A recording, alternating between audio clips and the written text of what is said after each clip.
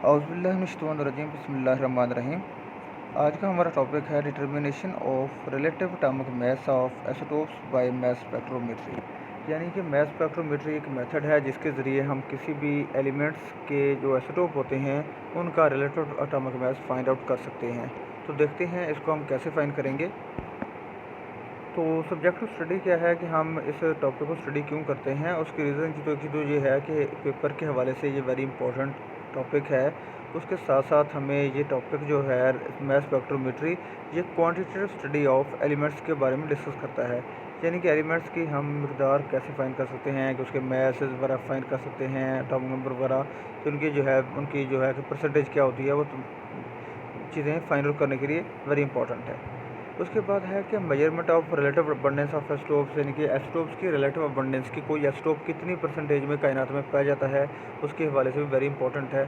उसके बाद है कि calculate relative atomic masses of for elements instead of isotopes, यानी कि हम एलिमेंट्स के relative atomic mass like as हम हाइड्रोजन का कंसिडर करते हैं कि 1.008 होता है, तो उसके पीछे लॉजिकल रीज़न क्या है, तो वो भी हम फाइंड आउट कर सकते हैं बाय यूजिंग दिस टेक्निक।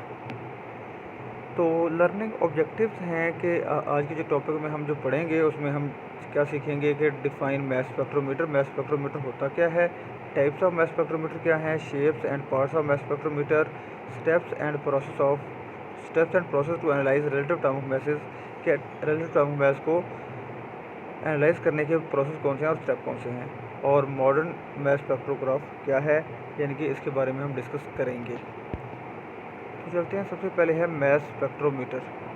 तो the instruments use to measure exact mass of different isotopes of an element is known as mass spectrometer. यानी कि मास स्पेक्ट्रोमीटर वो इंस्ट्रूमेंट है, वो वाला है जिसके ज़रिए हम डिफरेंट एलिमेंट्स के एटॉमिक मासेस फाइंड करते हैं और डिफरेंट आइसोटोप्स के एटॉमिक मास फाइंड करते हैं जिनकी वैल्यू बिल्कुल एग्जैक्ट आती है। तो हम एग्जैक्ट वैल्यू फाइंड आउट करने के जो इंस्ट्रूमेंट यूज़ करते हैं वो मास स्पेक्ट्रोमीटर कहलाता है।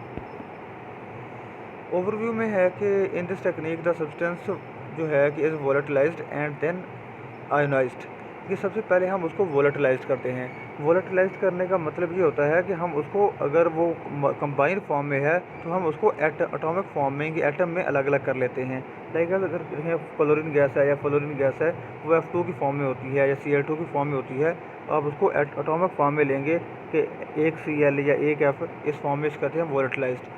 उसके बाद हम उसको आयोनाइज़ करते हैं, और आयोनाइज़ कौन से करेंगे कि हम उसको पॉजिटिव आयोनाइज़ करेंगे। लाइक हम उससे इलेक्ट्रॉन निकालेंगे तो वो पॉजिटिव आयन में कन्वर्ट कर लेंगे। तो उसके बाद लिखा कि with the help of electron beam, के एक जो है फास्ट मूविंग इलेक्ट्रॉन, उसके ऊपर जब हम गिराते हैं तो वो इलेक्ट्रॉन उससे पहले वाले भी निकाल के ले जाता है, जो कि उसको आयोनाइजिंग करने का प्रोसेस है। After that these ions are separated on the basis of mass to charge value and record the peak. यानी कि इसके बाद जो है हम इस प्रोसेस में जो है कि मास टू चार्ज वैल्यू के मुताबिक इनको सेपरेट करेंगे, कि जो हमारे पास आइंस हैं वो डिफरेंट मास जिनका होगा वो सेपरेट हो जाएंगे। फिर उसकी पीक देखेंगे कि कितनी पीक आ रही है, लाइक जो ग्राफ हमारे पास आएगा उस ग्राफ में हम उसको जो है कि ड्रा करेंगे mass to charge value X axis पे, और रिलेटिव नंबर को, ये रिलेटिव नंबर को उसको आइन के एक्सिस पे लिखेंगे। उससे हम कंपेयर कर लेंगे कि कितना हमारे पास आ रहा है, उसकी परसेंटेज क्या है आइंस की। टाइप्स हैं जी, दो तरह के हमारे पास मास स्पेक्ट्रोग्राफ होते हैं।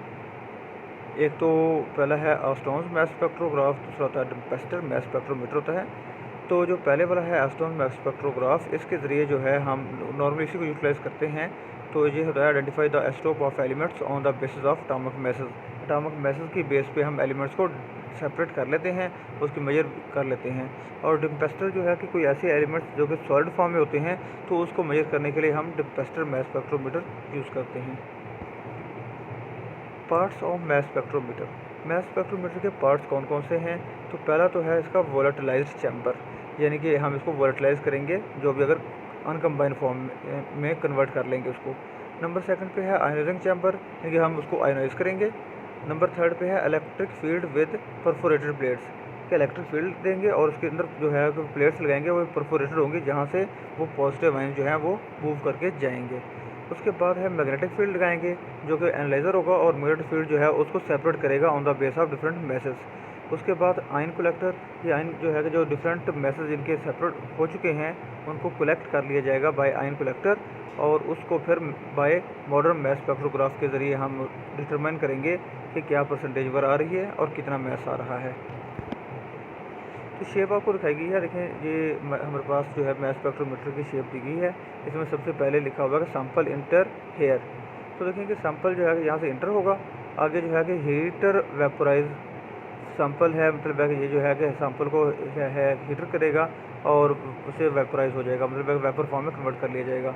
तो ये इलेक्ट्रॉन बीम एक सोर्स दी गई है जो कि उसको आयनाइज करेगा, नीचे जिससे जो इलेक्ट्रॉन बीम भी गिर रही है उसके ऊपर, तो ये उसको पॉजिटिव आयन में कन्वर्ट कर लेगा। आगे देखें दो आपको मतलब है कि वो प्लेट्स से नज़र आ रही हैं जिनके दरमियान में सुराख है, तो वो जो पॉजिटिव आयन जो है कि शुआओं के फॉर्म में जा रहे हैं, तो वो सुराखदार मतलब है कि वो जो प्लेट्स हैं उनसे पास आउट होकर जा रहे हैं, जो कि हमें डायरेक्ट एक उसकी फिक्स लाइन में लेके जाएंगे। तो इस तरह जो है कि आगे जो राउंड कलर में आपको मैग्नेटिक फील्ड दिखाया गया है, जिसमें दोनों तरफ से मैग्नेटिक फील्ड लगा के रखा हुआ है, और मैग्नेटिक फील्ड ने क्या किया है कि देखें तो जो एक ही लाइन में आ रहे थे उनको सेपरेट कर दिया है कि लाइक है उसके अंदर जितनी तरह के आइंस होंगे उतनी तरह के आगे रेज में वो डिफ्लेक्ट हो जाएगा। और उसके बाद आगे डिटेक्टर है जिसके हम ज़रिए उसको डिटेक्ट कर लेंगे। उसके बाद है कि वोलेटिलाइज्ड एंड आयोनाइजिंग चैम्बर। तो हमारे पास जो है कि पहला जो है कि वोलेटिलाइज्ड और आयोनाइजिंग चैम्बर है, तो उसमें लिखा कि substance use for analyse is convert into vapour, उसको वेपर में कन्वर्ट कर लिया जाता है। The process of vapour is kept very low, और उसका जो प्रेशर है वो बहुत ही कम रखते हैं, अबाउट 10⁻⁻⁶ और 10 से लेकर 10⁻⁻⁷ तक ये टॉर में लेते हैं, इसका इतना कम प्रेशर रखा जाता है। उसके बाद जो है कि आयोनाइजिंग चैम्बर क्या है कि आयोनाइजिंग चैम्बर में हम उसको आयोनाइज करेंगे। ठीक है, vapours enter in the ionizing chamber and fast moving electron beam में बम्बार्ड आउट, जो इलेक्ट्रॉन की बीम होती है वो उसके ऊपर बम्बार्ड आउट की जाती है। उसी का होता है कि so the atoms of isotope in vapours ionize, जो कि वेपर की फॉर्म में हमारे पास आइसोटोप के एटम थे वो आयोनाइज हो जाते हैं। जैसे मैंने पहले की तरफ बताया कि वो एटम में कन्वर्ट हो चुके हैं, जब वेपर में कन्वर्ट कर लिया इसका मतलब है वो एटम में कन्वर्ट हो चुके हैं, नाटा मॉलिक्यूल। उसके बाद जो है कि वो आयोनाइज हो गया है, तो उसके बाद क्या होगा कि दीज पॉजिटिव चार्ज आयन जो हैं हैव डिफरेंट मैसेज। तो ज़ाहिर बात है आपको पता है कि जो आइसोटोप्स होते हैं उनके मैसेज डिफरेंट होते हैं, अगर उससे इलेक्ट्रॉन निकल भी जाएगा तो उसके मैस के ऊपर कोई इफेक्ट नहीं आता। तो वो उनकी जो है डिपेंड करता है नेचर ऑफ आइसोटोप्स की बेस पर, उनके मैसेज डिफरेंट होंगे, तो वो हम इन्हें आयोनाइज कर लिए हैं। आगे है इलेक्ट्रिक एंड मैग्नेटिक फील्ड। तो पहला है इलेक्ट्रिक फील्ड। तो इलेक्ट्रिक फील्ड में क्या होता है जी, positive ions have different masses to charge ratio. देखिए जो इनकी ज़ाहिर बात है कि चार्ज तो सेम होते हैं लेकिन मैसेज डिफरेंट होते हैं, तो उनकी मैस टू चार्ज जो रेशो है वो डिफरेंट होगी, तो वो जो है यहाँ से पास आउट होंगे। When partial potential difference when the potential difference of 500 to 2000 volt, यानी कि हाई वोल्टेज का करंट हम देंगे जो कि 500 से 2000 वोल्ट का। नॉर्मली पर्पज जो वोल्टेज घरों में आ रहा होता है वो 220 वोल्ट का होता है। तो आपको पता नहीं चाहिए कि जो 220 वोल्ट का करंट देखें उससे हम जो है कि वो चला लेते हैं, फ्रिज वगैरह बाकी चीज़ें चला लेते हैं, लेकिन जो 500 से लेकर 2000 वोल्टेज की हाई वोल्टेज अप्लाई करेंगे between the perforated accelerated plates, ions are strongly attracted toward negative plate and accelerated. इनकी जो है कि एक्सेलरेट का मतलब है कि वो वाइब्रेट करते हुए जाएंगे और वो नेगेटिव प्लेट की तरफ अट्रैक्टेड होंगे। क्यों होंगे?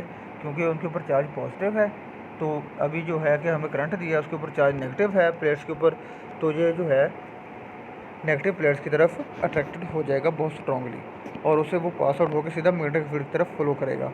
तो आगे है जी मैग्नेटिक फील्ड। मैग्नेटिक फील्ड में जो है ions are allowed to pass through magnetic field and separated on mass to charge value.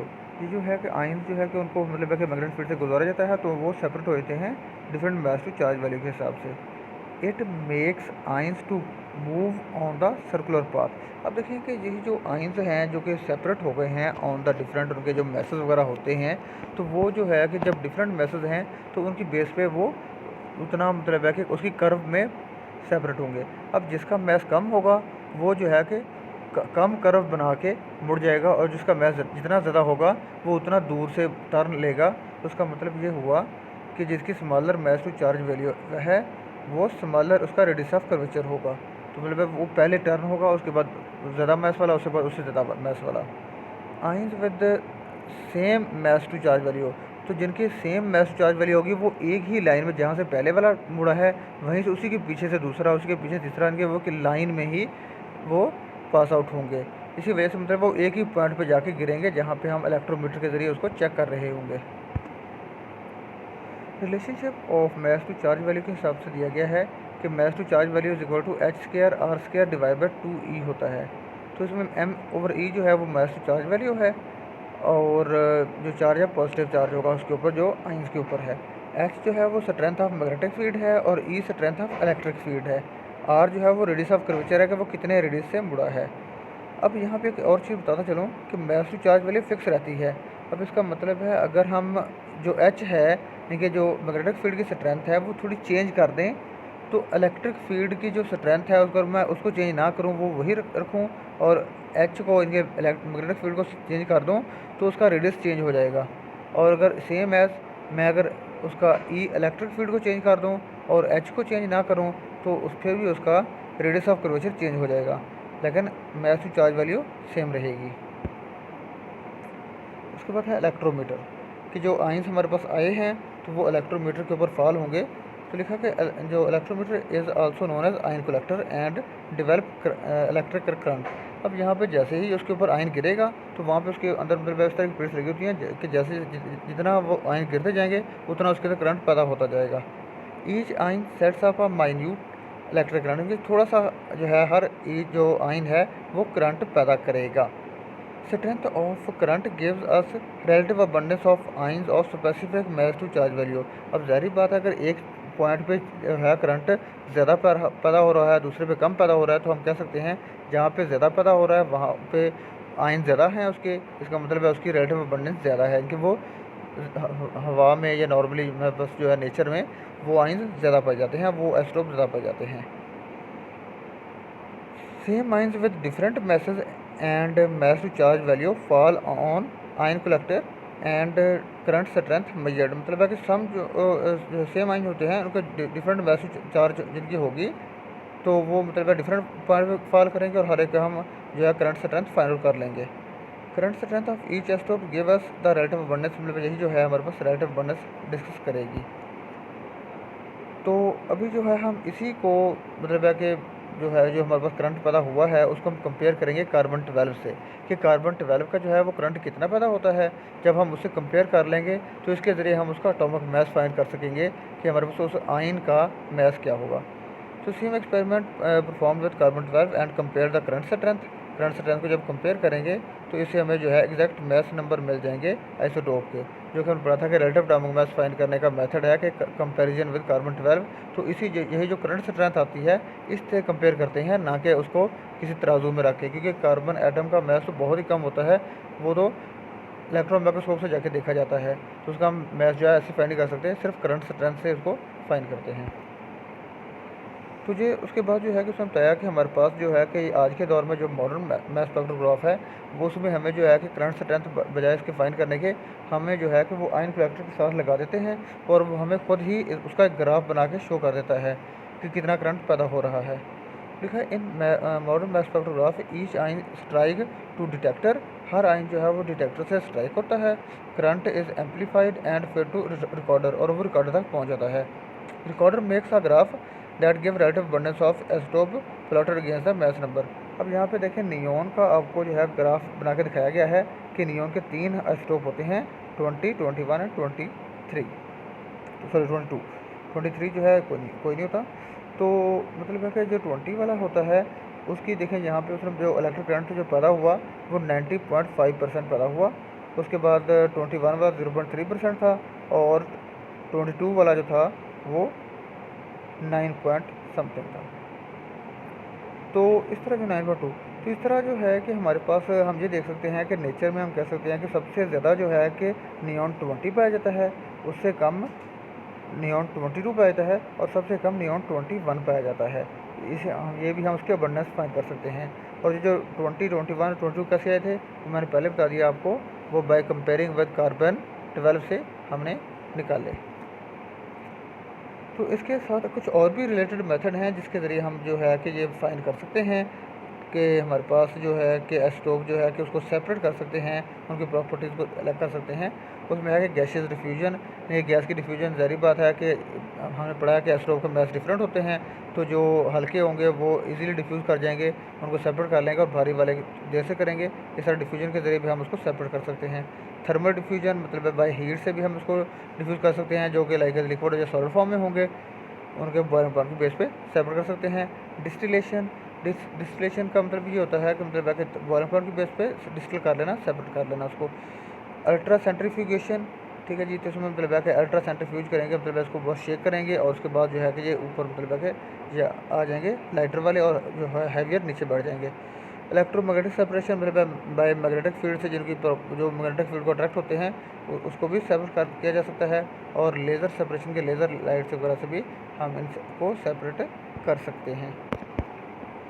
तो ये तो हमारा आज का टॉपिक था। इससे कुछ रिलेटेड जो है कि क्वेश्चन जो हैं वो आपसे पूछे जा सकते हैं कि define mass spectrometer, mass spectrometer क्या होता है, what is mass spectro, why is mass spectrometer important, mass spectrometer important क्यों है कि इसके ज़रिए हम एग्जैक्ट मैस और अबंडेंस वगैरह फाइंड आउट कर सकते हैं। ऑस्टोन मैस स्पेक्ट्रोग्राफ और पेस्टर मैस स्पेक्ट्रोमीटर क्या होता है, दोनों में क्या डिफरेंस है वो भी हमने देख लिया है। हाउ गैसेस वेपोराइज या आयोनाइज, मतलब है कि जो गैसेस जो है वो किस तरह से वेपोराइज होती हैं या आयोनाइज किस तरह से होती हैं वो भी हमने देख लिया है कि मतलब है कि पहले वेपोराइज में कन्वर्ट किया जाता है बाय हीटिंग और फिर उसको आयोनाइज किया जाता है। जो गैसेस वेपर्स होते हैं उसको आयोनाइज कैसे करते हैं, वो बाय इलेक्ट्रॉन बीम से करते हैं। How magnetic field is important in mass spectrometer, mass spectrometry में देखिए कि मैग्नेटिक फील्ड इंपॉर्टेंट है क्योंकि ये सेपरेट करता है आइंस को on the basis of on their different atomic masses. What is the ion collector, ion collector क्या होता है, जहाँ पे जाके आयन कलेक्ट होते हैं, डिटेक्टर जो होता है। And how it is important to measure the relative abundance of isotope, कि हम वो जो है कि वहाँ पे जब आयन गिरेगा, आयन फॉल करता है तो वहाँ पे एक माइन्यूट इलेक्ट्रिक करंट पैदा होता है और इलेक्ट्रिक करंट की स्ट्रेंथ से हम रिलेटिव अबंडेंस फाइंड कर सकते हैं। How radius of curvature relates to E H and mass to charge value, radius of curvature जो है कि ई और एच से मतलब है मैस टू चार्ज वैल्यू हमने पढ़ी है कि जितनी कम होगी उसका रेडियस ऑफ कर्वेचर उतना कम होगा। ई और एच में अगर कंपेयर करेंगे तो ई जो है कि वो जितना ज़्यादा होगा उसका मतलब है कि रेडियस ऑफ कर्वेचर उतना ही ज़्यादा होगा और एच भी जितना ज़्यादा होगा उसका रेडियस ऑफ कर्वेचर उतना ही ज़्यादा होगा, इनके डायरेक्ट रिलेशन होते हैं। Instead of mass spectrometry by which method we can separate isotopes, मतलब कौन से और मेथड हैं जिसके ज़रिए हम एस्ट्रोप को सेपरेट कर सकते हैं इंस्टेड ऑफ मैस स्पेक्ट्रोमीट्री। तो हमें देखें कि अल्ट्रा सेंट्रीफ्यूगेशन हो गया, लेज़र जेट वगैरह से हो गया, उसके अलावा डिस्टिलेशन हो गई, डिफ्यूजन वगैरह हो गई, इनके ज़रिए हम सेपरेट कर सकते हैं। What is modern mass spectrograph and how it is important, मतलब modern mass spectrograph very important है कि जिससे हमें जो डायरेक्ट जो आयन से मतलब है जो करंट है वो फिट करके उसको जाके मतलब है कि वो उसका ग्राफ प्लॉट कर देता है और वो हमें उसकी इम्पोर्टेंस जो है वो डिस्कस करता है। तो ये तो हमारा आज का टॉपिक था। नेक्स्ट टॉपिक जो है वो हम डिस्कस करेंगे एवरेज रिलेटिव डायनामिक मास, कि रिलेटिव डायनामिक मास जो है एवरेज किस तरह से हम फाइंड करते हैं। तो तब तक के लिए इजाज़त दीजिए। थैंक यू, अल्लाह हाफिज़।